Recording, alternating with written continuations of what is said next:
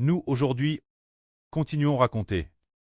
Dieu a toujours laissé les anciens Israélites, les anciens Juifs, sans qu'ils puissent comprendre ce qu'ils voient, ni ce qu'ils entendent.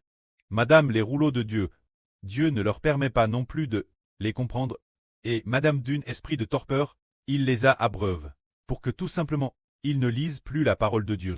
Alors cela veut-il dire que Dieu a vraiment abandonné son propre peuple, rejet son propre peuple, ne voulant plus battre son propre peuple, ne plus leur faire miséricorde?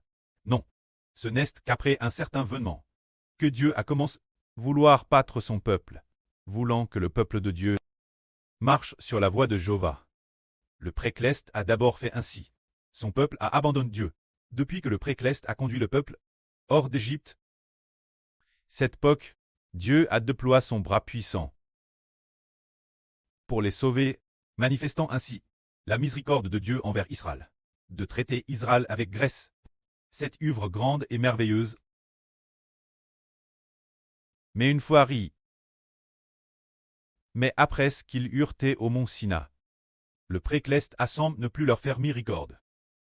Car déesse qu'ils adoraient des idoles, Dieu se mettait en colère et tuait des milliers de personnes. Ensuite, ils ne voulaient plus aller en Canaan. Dieu a dit, je ne veux plus aller avec vous. Je ne peux qu'envoyer un ange avec vous. Il a donc semble que Dieu ne se souciait plus guère de son peuple, et ne lui faisait plus vraiment miséricorde. Son peuple, ne laissant pas son peuple connaître ses voies, laissant son peuple servir des dieux étrangers, tout en envoyant des messagers pour les avertir. Mais aucun de ses enfants, personne ne pouvait marcher dans les voies de Dieu. Mais après cet événement, Dieu a comment faire miséricorde. Quel est cet événement? Chez le prophète Saé, au chapitre 40, Dieu dit ceci. Votre Dieu dit, consolez. Consolez mon peuple. Parlez au cœur de Jérusalem. Dites-lui des paroles de réconfort. Écris-lui que son temps de souffrance est accompli, que son iniquité est expiée, qu'elle a reçu pour tous ses péchés, a digéré de la main de Jéhovah, un sentiment trop lourd. C'est dire que Dieu, en raison de ce moment-tel, laissant Jérusalem, a fait subir l'ancien Israël une TRS punition. Eux ont en manque captif. Babylone, le temple a été détruit. Jérusalem a été détruite et brûlée. Ces souffrances, après qu'elles soient toutes passent. Après encore quelques cycles passent. Après que cette souffrance fut passe, ils sont retournés dans leur patrie. Les Judains sont rentrés chez eux, puis quelques cycles plus tard, la prophétie disait ainsi. Une voix crie. Préparez au désert le chemin de Jéhovah. Aplanissez, dans la steppe, aplanissez le chemin de notre Dieu. Toute vale sera comble, toute montagne et toute colline seront abaisse. Les coteaux se changeront en plaine, et les passages escarpes en vallons. La gloire de Jéhovah sera Hervel, et toute chair la verra ensemble, car la bouche de Jéhovah la part. C'est dire que Israël ne trouvait plus le chemin de Dieu, Madame Mose ne trouvait pas la voie de Dieu.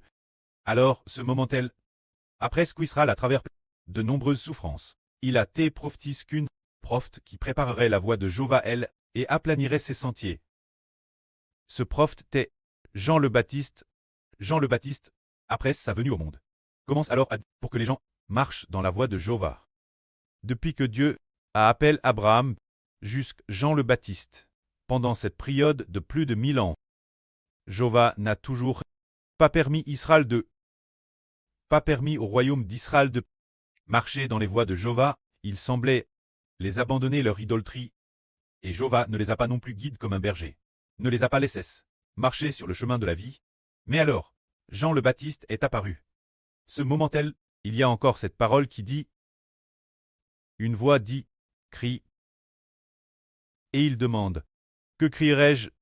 Toute chair est comme l'herbe, toute leur beau est comme la fleur des champs. L'herbe la fleur tombe quand le souffle de Jéhovah souffle sur elle. Certes, le peuple est comme l'herbe la fleur tombe, mais la parole de notre Dieu subsiste éternellement. C'est-à-dire que Dieu dit, ce peuple, ils sont tous comme l'herbe et les fleurs. Ils vont se flétrir, ils vont mourir. Ils ont tous adoré de nombreuses idoles, et ils ne trouvent pas le chemin de Dieu. Malgré tous leurs efforts, personne ne le trouve. Alors, Dieu dit encore, mais la parole de notre Dieu subsiste éternellement. Alors, quelle est cette parole qui subsiste éternellement? C'est seulement l'évangile, Jésus-Christ. Croire en Jésus-Christ. Croire en cette parole de l'évangile, qui subsiste éternellement. Tous les hommes mourront, comme l'herbe et les fleurs qui se flétrissent et chantent, mais ceux qui croient l'évangile, ceux qui croient l'évangile de Jésus-Christ, et subsisteront éternellement. Quand, le prophète de l'Antiquité, les paroles d'Ésaïe, Dieu qui se cache grandement, rendant impossible la compréhension, disent, seule la parole de notre Dieu subsiste éternellement. Quelle est cette parole ici? L'apôtre Paul dit, cette parole est l'évangile, c'est-à-dire que tous les hommes mourront, se flétrissant comme l'herbe et les fleurs. Mais ceux qui croient l'évangile, ceux qui croient au nom de Jésus-Christ, subsistent éternellement. Ainsi, ce moment tel, Jéhovah a commencé à guider son peuple comme un berger. Quand son fils est venu au monde comme un homme, nous disons, Pâtre, certainement, qu'est-ce que Dieu va utiliser pour guider son peuple? Sous l'Ancien Testament, Dieu utilisait la loi pour guider son peuple. Ils n'ont pas du tout eu l'eau de la vie, ni d'herbe verte manger, pas d'eau boire, mais lorsqu'une personne, le Seigneur Jésus appelle l'Évangile, est venu au monde comme un homme, Dieu a aussi eu la gloire, travers le Seigneur, a arraché tous les péchas du peuple de Dieu. Après cela, ce moment tel, certains ont comment recevoir le pâturage de Jéhovah. Partir de ce moment, qu'est-ce que Jéhovah utilise pour guider, venu par son Fils, le pâturage de l'Esprit de Dieu, pour donner la vie aux hommes. Sinon, comme Dieu l'a dit, ce peuple est comme l'herbe, et comme la fleur des champs, l'herbe che. La fleur tombe, car le souffle de Jéhovah souffle dessus. Car Dieu traite tout le monde avec fureur, faisant que tous vieillissent et meurent. Et durant leur vie, n'ont aucune espérance, mais jusqu'à ce qu'un fils vienne au monde en tant qu'homme. Et après qu'il apporte les péchas du peuple, apaisant la colère de Dieu, apaisant le chef des armes, la fureur de Jéhovah. Alors, ce moment tel, Dieu a commencé à battre son peuple, quand le Seigneur Christ est venu au monde, pour les péchas des hommes, après avoir été crucifié, le pré allait par l'Esprit du Seigneur Christ. L'Esprit du pré allait travers le Seigneur Christ, entrer dans tous ceux qui veulent croire en la parole de Jéhovah, entrer en ceux qui croient en Jésus-Christ, et en son évangile, pour que tous ceux qui croient en Jésus-Christ soient paissés par Dieu. Et Jéhovah allait lui-même les pâtre, car les brebis que Jéhovah pâtre ne mourront jamais. Les brebis que Jéhovah pâtre n'auront jamais faim, ni soif. Oui, c'est ce moment tel que Dieu a commencé à pâtre son peuple. Mais, avant que le Seigneur Jésus-Christ ne vienne, Dieu n'avait pas vraiment paix son propre peuple. Si c'était le cas, ceux que Jéhovah pâtre, pourquoi? L'homme n'a pas eu la vie. Pourquoi? L'homme n'a pas encore eu le Saint-Esprit. Avant que le Seigneur Jésus-Christ ne soit crucifié, on peut dire, Dieu ne les a pas nourris de la vie, qu'il a tout au plus envoyé des prophètes pour les avertir de revenir lui. Pour les avertir de revenir lui, c'est tout. Mais, une fois que le Seigneur Jésus est venu au monde en tant qu'homme, Jéhovah Dieu se haintait plus par la loi qu'il les paissait, mais c'était par le Saint-Esprit qu'il les nourrissait, pour que son peuple soit nourri, pour donner son peuple la vie dans l'esprit. Et rassasier, c'est un peu comme les anciens Israélites, chacun était comme un arbre d'èche dans le désert. Quand le Seigneur Christ est venu au monde et a été crucifié, le pré a fait que l'arbre d'èche soit arrosé par l'eau de la vie, devenant vert et vigoureux, et de plus, il grandit vigoureusement, portant des fruits abondants. Bien que le pré travers l'alliance a été établie au temps de Mose, mais les frères Hébreux, vrai dire, Mose a fait alliance avec le pré établi l'alliance, ce que nous appelons aujourd'hui, ancienne alliance. Bien qu'une alliance ait été faite, Dieu n'a pourtant jamais paix son peuple. Son peuple tait en apparence, appelle sous le nom de Dieu. Mais Jéhovah n'a jamais permis aucun de ses enfants, aux personnages de l'Ancien Testament, avant que le Seigneur Christ ne soit crucifié, et établisse la nouvelle alliance. Jéhovah Dieu n'a pas utilisé le Saint-Esprit pour nourrir qui que ce soit. Madame Mose, Jéhovah, notre précleste, n'a pas non plus utilisé son esprit pour donner Mose une vie de l'esprit. Mais ensuite, par la suite, le Fils du pré, le Seigneur Christ est venu au monde et a établi la nouvelle alliance. Alors, qui Dieu va-t-il nourrir? Il va nourrir ceux de la nouvelle alliance, les enfants de l'Israël spirituel. Bien que de l'Israël spirituel, le frère Ashbert, avant Madame qu'il ne soit N, aucun NT encore N, au premier cycle, il y avait déjà des enfants, devenir les descendants de l'Israël spirituel. Par exemple, Pierre et ses apôtres, ils allaient tous devenir les enfants de l'Israël spirituel. Car le pré est le Dieu de l'Israël spirituel. Ceux qu'il veut nourrir, qui il veut donner la vie, ce sont ceux de l'Israël spirituel. L'Israël de l'ancienne alliance n'était qu'une préfiguration. Le royaume d'Israël de l'ancienne alliance n'était aussi qu'une préfiguration du futur royaume d'Israël de la nouvelle alliance. Alors, les deux tables de l'alliance du royaume d'Israël, les deux tables de l'alliance dans l'arche, n'avaient pas non plus de vie. Il n'y avait pas de vie pour les pâtres, elles ne servaient que. Il y a 10 lignes de texte, 10 commandements, enseigner le peuple. Mais elles ne nourrissaient pas avec le Saint-Esprit de l'eau de la vie.